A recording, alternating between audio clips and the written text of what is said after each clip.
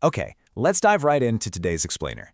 We're going to explore exactly how we can step up and become active peacemakers in a world that is just full of noise. I mean, we're living in a time of incredible, unprecedented technological connection, but at the exact same time, we're seeing some truly sobering commotion and contention. So today, we are going to map out how you can navigate these incredibly polarized waters without completely losing your peace of mind. You know, the source material uses this highly visceral metaphor. Imagine grabbing a brand new tube of toothpaste and just squeezing it with absolute abandon until it's completely empty. If you've ever had a toddler in the house, you've probably seen this firsthand. Now, try putting all that sticky paste back inside the tube. It's basically impossible, right? Well, our words and our digital posts are exactly like that toothpaste. Once you fire off a message, post a comment, or share a picture, it's out there, permanently. We literally can't shove our angry words back into the tube once they're out. And that is exactly why learning to communicate as a peacemaker is more absolutely crucial now than it has ever been. To get us fully equipped, we're going to walk through a quick playbook. First, we'll look at the challenge of contention. Second, becoming an active peacemaker. Third, navigating the whole digital mess. Fourth, finding peace at home. And finally, the power of forgiveness. So jumping into Section 1, the challenge of contention, and living in a world of polarized voices.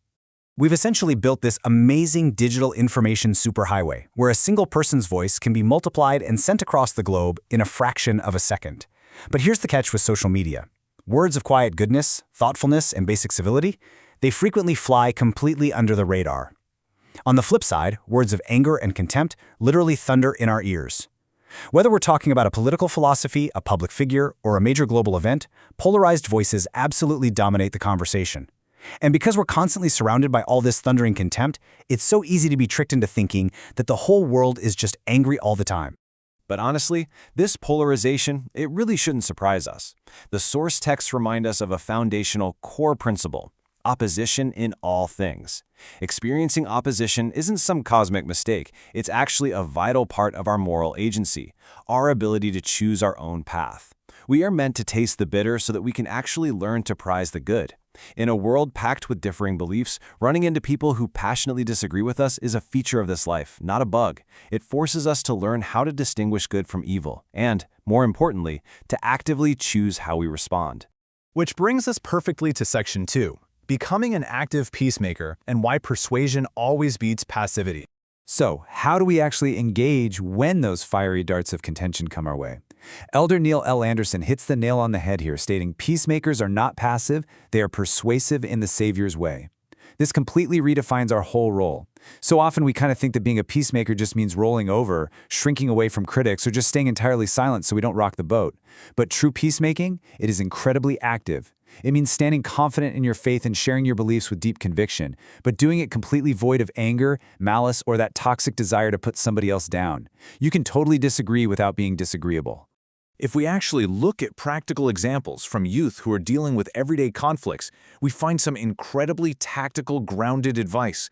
When people around you are at each other's throats, you can't always calm the aggressors down, but you can step in to comfort the person who's being hurt. You can pray right there in the moment to bring a peaceful spirit into the room. And perhaps most effectively, you can just be a genuine listener. Sometimes people really just need to be heard. And finally, when you're caught in a heated debate, sometimes you just have to make the deliberate, mature choice to prioritize being kind over proving that you are right.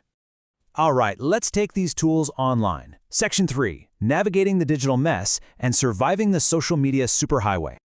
When you're about to post something online, you really have to pause and ask yourself a tough question about your core motivation. Are you genuinely seeking connection, or are you just seeking attention? Look, it's completely human to crave acceptance and belonging, but we so often make the huge mistake of thinking that getting massive amounts of online attention is going to somehow fill that void. Sharing boastful, shocking, or super combative stuff might rack up the likes and replies, but that validation is shallow at best. In fact, constantly hunting for attention actually weakens your confidence over time. Instead, we should be using our screens to seek genuine interaction that lifts up both us and our digital neighbors.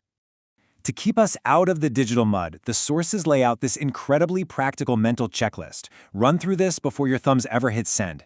Number 1, check your mood. Our thumbs get incredibly hard to tame when we're feeling strong emotions like anger or sadness. Basically, never post when you're in a bad mood. Number 2, keep your future self in mind. Remember that permanent toothpaste? Ask yourself, would a future employer or your future family be proud of the comment you're about to leave? And number 3, trust very few. While we are called to be kind to everyone online, we definitely don't need to trust everyone. Protect your privacy and protect your peace. Okay, let's shift away from the glow of our screens.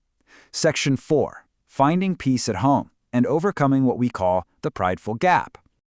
Have you ever caught yourself starting a sentence with, "yes, but"? We've all been there. Unhappy families frequently justify their anger by telling themselves these highly self-serving narratives. They'll say, "Yes, but you don't know how terrible he is," or "Yes, but you have no idea what she did to me."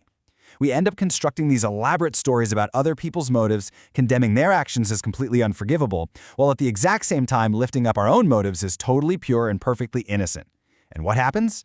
It creates this massive, prideful gap between family members that can sometimes last for literally years, trapping everyone on their own isolated emotional islands. There's this tragic 13th century Welsh story that just perfectly captures how dangerous this is.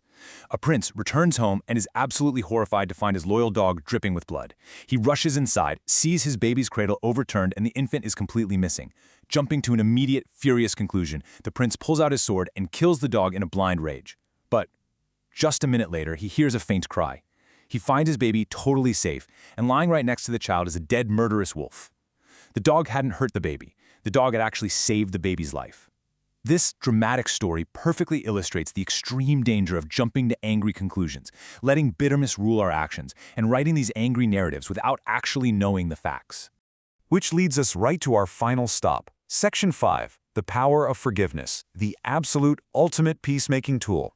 Because, let's be real, none of us are perfect. We all make mistakes, we've all been wounded, and if we're honest, we've all wounded others. The only real way to bridge that prideful gap in any relationship is to be willing to walk the second mile. We have to learn to let go of old grudges, stop nursing our resentments, and be bold enough to be the first one to apologize, even if the whole argument wasn't entirely your fault. Putting aside our egotism and offering true forgiveness is the master key. It connects our highest principles directly to the people we love the most. At the end of the day, navigating all this, whether you are trying to heal a deep rift with a family member in your living room, or you're just trying to survive the highly polarized enemy territory of the digital age, the solutions really aren't that complicated. They are the simple, foundational practices we've been taught from the beginning. The Sunday school answers really are the best answers, you know? Have patience, serve others, pray for guidance, and offer genuine forgiveness. That is how you endure well. So I want to leave you with this final provocative thought. We are all going to face contention again, probably even today. So the next time you find yourself holding a loaded tube of toothpaste and you're feeling that overwhelming, burning temptation to fire off an angry retort, to jump to a bitter conclusion, or to leave a permanent, spiteful mark online, what are you going to do? Will you squeeze the tube, or will you choose to be an active, persuasive peacemaker? The choice is entirely yours.